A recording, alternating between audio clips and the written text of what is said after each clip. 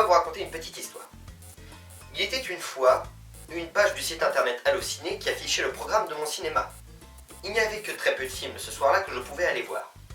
Parmi eux se trouvaient 2 films qui ont tenu mon attention. Les Nouvelles Aventures d'Aladin et Marguerite.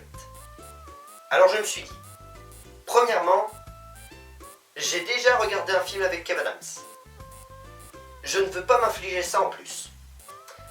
Après, j'ai un peu raisonné et j'ai jeté un coup d'œil au synopsis.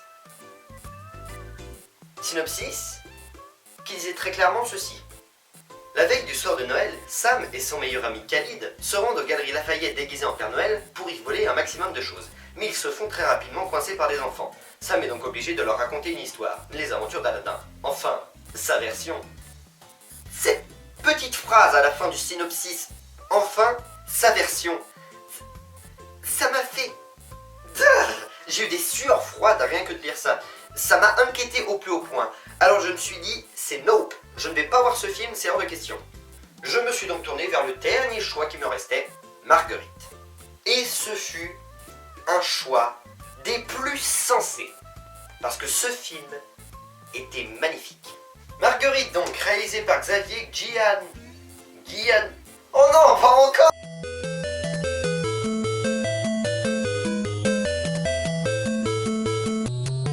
Ce film est sorti le 16 septembre 2015.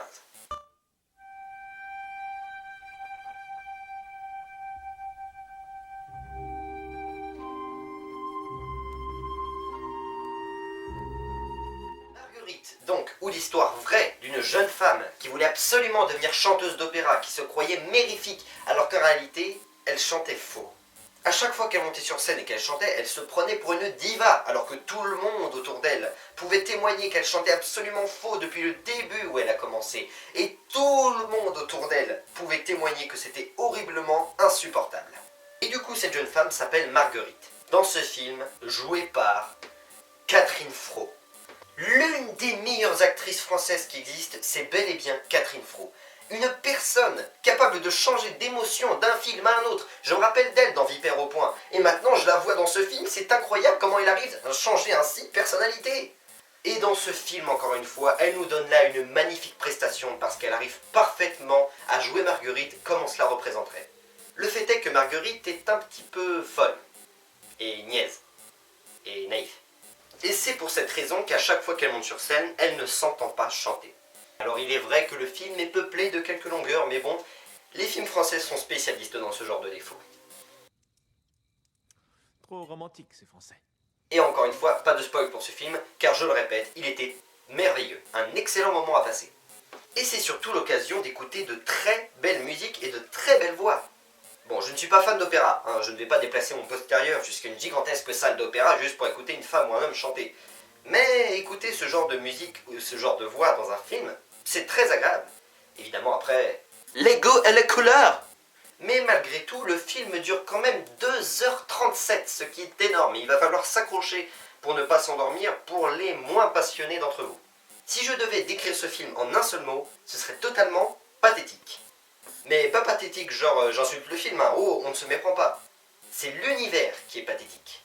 Le simple fait à chaque fois de voir cette jeune femme émerveillée pour ce qu'elle fait alors qu'elle ne fait que de la merde et que tout le monde autour peut en témoigner et est gêné à chaque fois qu'il l'entend. C'est le mot pathétique qui va le mieux avec la situation du film.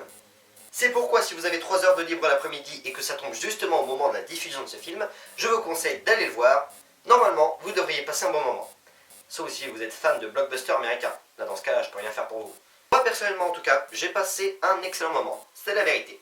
Et ce soir, je compte bien en repasser un excellent, car je vais voir Seul sur Mars. Et j'espère que ça sera un succès. Effectivement, je vais faire ma critique dessus, et pas tout seul cette fois-ci.